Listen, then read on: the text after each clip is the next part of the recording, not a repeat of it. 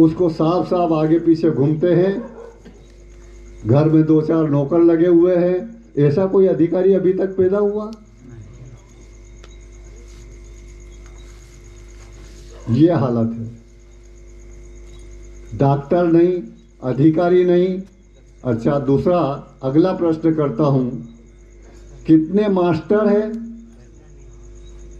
Master जो teacher जो primary school में पढ़ाते हैं, मिडिल स्कूल में पढ़ाते हैं, हाई स्कूल में पढ़ाते हैं, हायर सेकेंडरी स्कूल में पढ़ाते हैं, इतने टीचर कितने हुए? 2-4 होंगे। एक ही है? दो है। 72 साल में कितना विकास हुआ हमारा? ये मापदंड है, इससे मापा जाता है कि वास्तव में हमारा विकास हुआ क्या।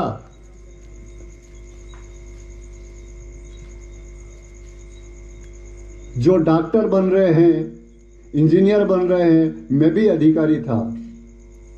मैं जिला लेवल का अधिकारी बनने वाला था, लेकिन मैंने 5 साल पहले सिर्फ समाज के लिए नौकरी छोड़ दी। मैं हायर सेकेंडरी स्कूल में प्रिंसिपल था। 28 साल नौकरी करी मैंने, और 5 साल पहले 2018 में मैंने नौकरी छोड़ दी, क्योंकि मेरा बेटा डॉक्टर जो हार्ट का स्पेशलिस्ट होता है, हृदय रोग, आप कहते हैं ना जिसको हार्ट फेल हो जाता, ये हो जाता या कुछ हो जाता, वो उसका बड़ा डॉक्टर है, वो इंदौर में है। बहू भी मेरी महिलाओं की डॉक्टर है। और आज 5 साल पहले नौकरी छोड़ी, प्रमोशन छोड़े, और घर भी छोड़ दिया, और आपके बीच में हूं। घर की सुख सुविधाएं छोड़ी। मुझे नौकरी छोड़ने के बाद भी पेंशन मिलती मेरे को 49,000। नौकरी नहीं कर रहा हूं, समाज के लिए काम कर रहा हूं। 49,000 रुपये मेरे को पेंशन मिलती है संविधान की वजह से। हमारे साथ में सोनगरा साहब है, धार जिले के, मध्य प्रदेश में। आप मिडिल स्कूल हेडमास्टर से रिटायर्ड हुए, 74 साल की उम्र के हैं। 74, 75 में एक कम, वो आपके सामने है। 36,000 इनको पेंशन मिलती है। इस उम्र में आपके लिए आए हैं, गांव में आए हैं। मस्कोले साहब बैंक से मैनेजर रिटायर्ड हुए। मैडम भी नौकरी छोड़ दी। दोनों की पेंशन 1 लाख से ऊपर है। 2 बेटे हैं, दोनों ही, एक बैंक मैनेजर है, एक डॉक्टर है। इनकी कोई समस्या है क्या?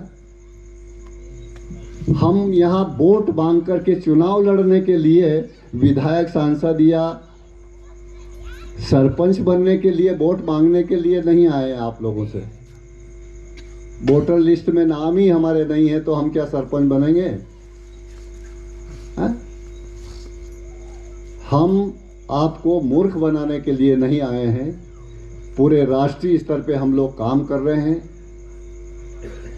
कि आज जो परिस्थितियां निर्माण हो गई है, कि जो संविधान में 1950 में हम लोगों को तमाम प्रकार के जो अधिकार मिले थे, शिक्षा के, नौकरी के, राजनीति के, पदोन्नति के, जल जंगल जमीन के, और हमारे ऊपर होने वाले अन्याय अत्याचार को रोकने के लिए भी कानून बना उस संविधान में, जिसको एट्रोसिटी एक्ट कहते हैं। हमको कहता है तुम नीच जाति के हो, तुम अपमानित करने वाले तो या शोषण करने वाले, तो हम थाने में रिपोर्ट कर सकते हैं। ये कानून 1950 से पहले नहीं थे, ये संविधान के माध्यम से हमको अधिकार मिले। और सरपंच नहीं बनते थे, ना विधायक बनते थे, ना सांसद बनते थे, और आज आदिवासी राष्ट्रपति है। किसके कारण? संविधान के कारण। और वो तमाम प्रकार के संविधान के अधिकार, वो तमाम प्रकार के संविधान के अधिकार निजीकरण के माध्यम से शिक्षा खत्म कर दी, निजीकरण, प्राइवेट कर दिए, उनको प्राइवेट कर दिए। और सरकारी स्कूल में मास्टर नहीं है या स्कूल की बिल्डिंग नहीं है, मास्टर नहीं है या स्कूल की बिल्डिंग नहीं है, और वहाँ पर पहली से 8वीं तक की ऐसी नीति बना दी उन्होंने कि बच्चे को, मास्टर को रखा पढ़ाने के लिए, लेकिन वो पढ़ाता नहीं है, इसके अलावा सब काम करता है। किताब बांटता है, यूनिफॉर्म बांटता है, जूते बांटता है, खाना बनवाता है, खाना बांटता है, रखा पढ़ाने के लिए, लेकिन पढ़ाता नहीं है। और ऐसी नीति बना दी कि पहली से 8वीं तक बिना परीक्षा के पास, फेल नहीं करना, बस कुछ नहीं आए दूसरी में, दूसरी से तीसरी में, इस तरीके से 8 साल तक। तो आपने अभी कहा था सरपंच साहब ने कि जिसकी नींव नहीं होती है, हम आदिवासी लोग हैं, हम जानते हैं कि जो पेड़ खड़ा है, आंधी आए, तूफान आए, उसके बाद भी वो पेड़ गिरता है क्या? क्यों नहीं गिरता है? उस पेड़ की जड़ें कितनी गहरी है, जड़ें मजबूत होगी तो। अब जैसे मकान बना है पक्का, ये पक्का मकान बना है तो इसकी नींव में कितने पत्थर है, कितने सरिये डाले हैं, क्या किया है, किन कॉलम बीम पे उठाया गया है, तब जाकर के ये 4 मंजिल बना सकते हैं। क्या जमीन के ऊपर से ही शुरू कर देंगे जुड़ाई? करते हैं? मतलब जिसकी नींव ही नहीं है। तो शिक्षा इस तरीके से, जो बच्चा आपने बताया कि वो 9वीं में जाते से ही फेल हो जाता, मतलब घर में बैठ जाता, और हम कहेंगे अरे बच्चा का दिमाग नहीं चल रहा है, इसकी किस्मत खराब है, इसका कर्म खराब है। अरे क्या कर रहा हो? गो हत्या कर रहा क्या? ये गलत जानकारी हमारे दिमाग में डाली जा रही है। आपका सत्यानाश करने के लिए ऐसी नीतियां बनी जा रही है और हमको पता ही नहीं है, हमको जानकारी नहीं है। और हमारे लोग विधायक बनकर के, सांसद बनकर के, वहां जहां नीतियां बनती है वहां सिर्फ तालियां बजाने के लिए, उनकी बोलने की औकात नहीं है।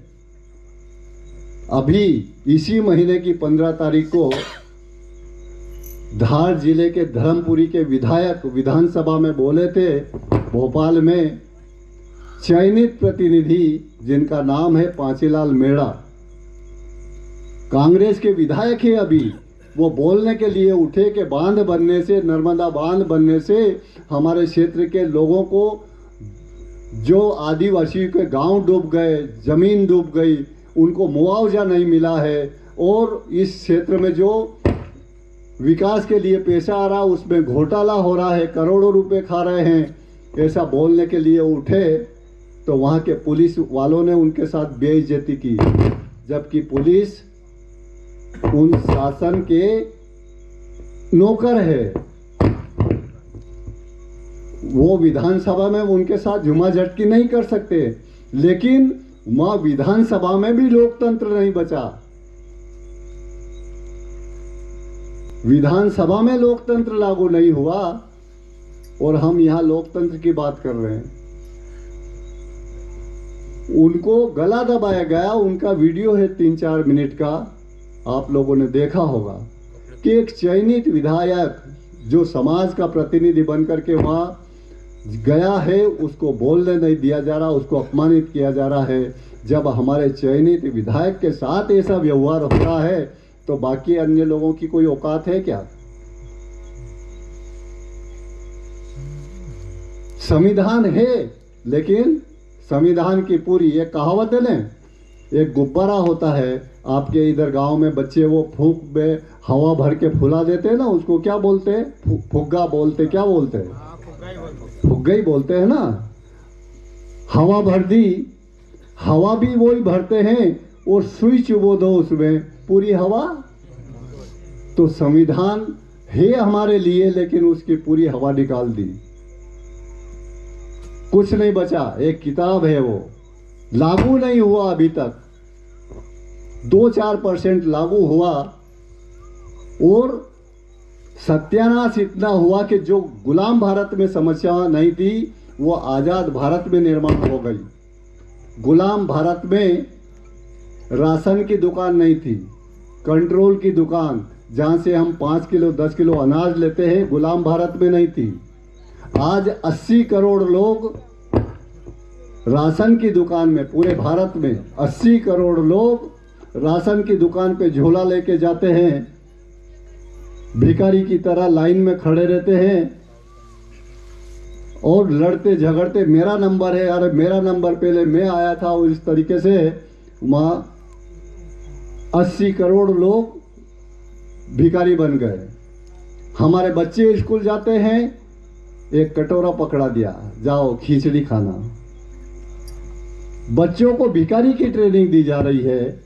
ये गुलाम भारत में मध्याह्न भोजन, मैं जब पढ़ता था उस समय भी ये नहीं चलता था और हम डॉक्टर इंजीनियर अधिकारी बन गए।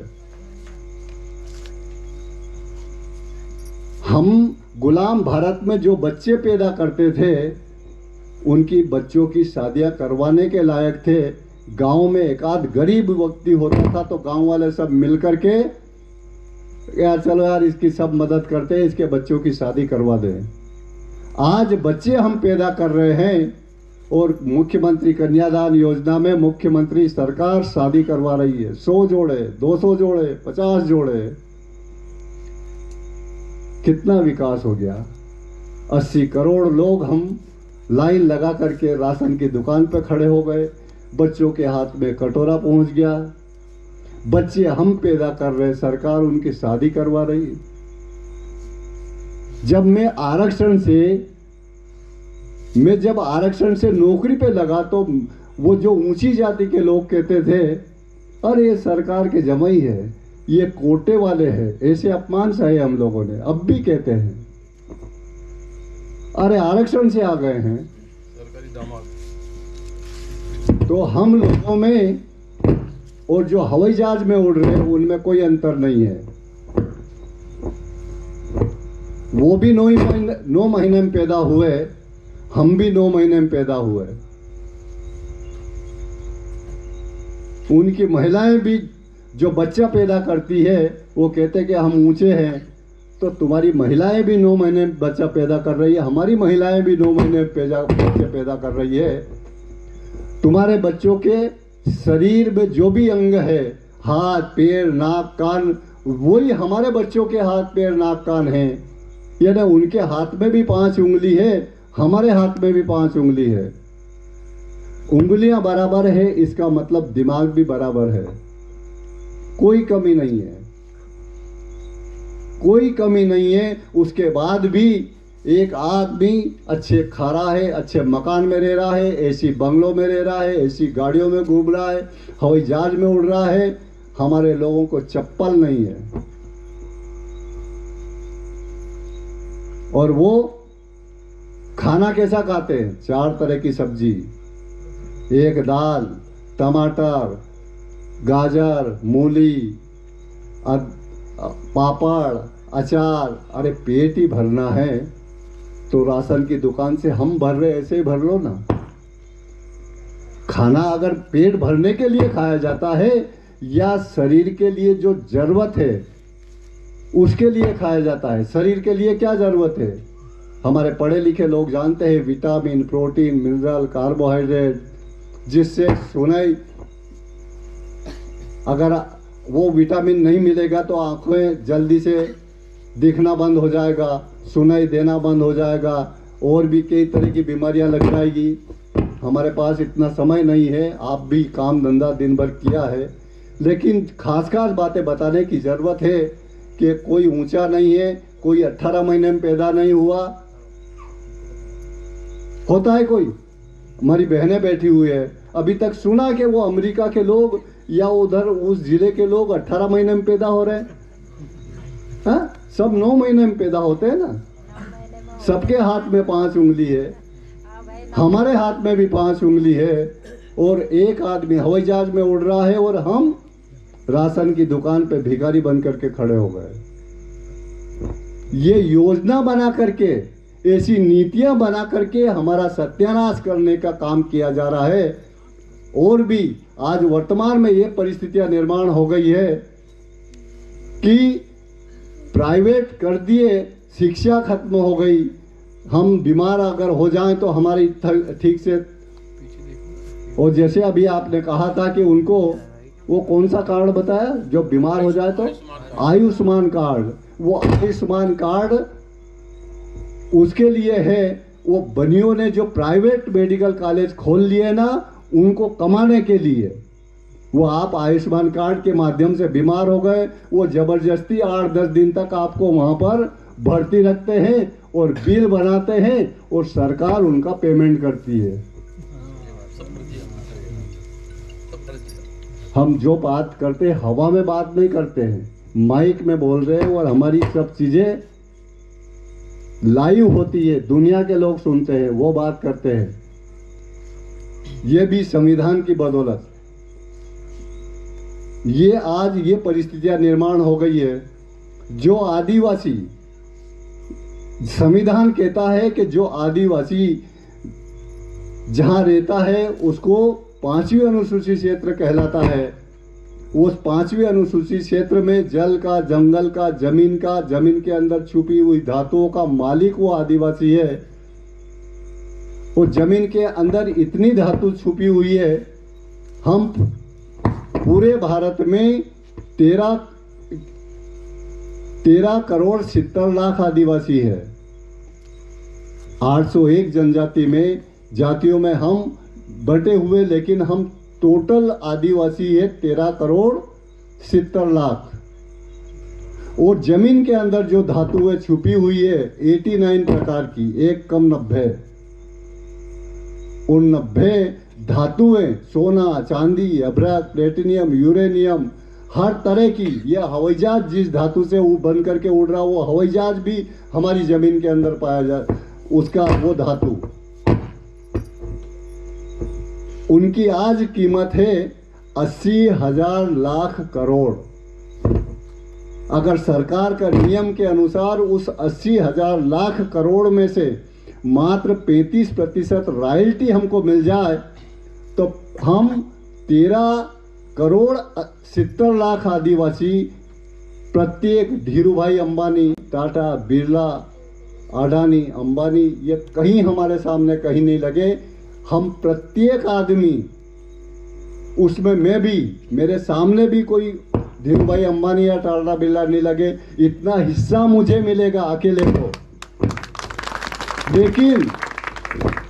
लेकिन आज हम भिखारी बने हुए हैं और नए नए संगठनों में हमको विभाजित करने के लिए हमारा दुश्मन कि हम संगठित ना हो। आज राष्ट्रीय आदिवासी एकता परिषद के बारे में आपको कुछ जानकारी बता देता हूं कि राष्ट्रीय आदिवासी एकता परिषद, जिसका मैं राष्ट्रीय अध्यक्ष हूं, राष्ट्रीय आदिवासी कर्मचारी संघ, जिसका मैं राष्ट्रीय अध्यक्ष हूं, आज हमारा 22 राज्य में नेटवर्क है। एकमात्र राष्ट्रीय स्तर का संगठन है, मैं गर्व के साथ कह सकता हूं। एकमात्र केडर बेस्ड संगठन है, प्रशिक्षित और दक्ष लोगों का संगठन है। एकमात्र ऐसा संगठन है जिनको एससी का समर्थन प्राप्त है, पिछड़ी जातियों का, सभी का समर्थन हमको हमारे साथ में प्राप्त है। वो हमारे साथ में हमारी समस्याओं के लिए हमारे साथ में खड़े होते हैं। एकमात्र ऐसा संगठन है। और आज हमारी इतनी ताकत है कि वो ताकत हमारा दुश्मन जानता है। आप लोगों ने कहा है कि ये टंटिया भील, बिरसा मुंडा 19 साल की उम्र में चले गए, इतिहास बना करके चले गए। 19 साल की उम्र में तो इन्होंने स्टार्ट किया था अपना आंदोलन और 25 साल की उम्र में इस दुनिया में चले गए। 25 साल की उम्र में इतिहास बना गए। आज हम उनको पूज रहे हैं और हमारे लोग 80 साल जीते हैं और 13 दिन के बाद उसके घर वाले ही भूल जाते हैं, कोई नहीं पूछते हैं। क्यों? क्योंकि उन्होंने ऐसा काम ही नहीं किया। कैसा जिया वो? जानवरों की तरह। जानवर, अब जानवर भी बच्चे पैदा करता है, हम भी बच्चे पैदा करते हैं। जानवर भी अपने बच्चों को पालता है, हम भी अपने बच्चों को पालते हैं। जानवर भी अपने बच्चों की सुरक्षा करता है, हम भी अपने बच्चों की सुरक्षा करते हैं। जैसे कुतिया होती है, कुतिया जैसे अपने बच्चे पैदा करती है, उसके पास में जाइए आप, उस समय बच्चों के पास नहीं आने देगी। जाकर के देखिए आप लोग, यानी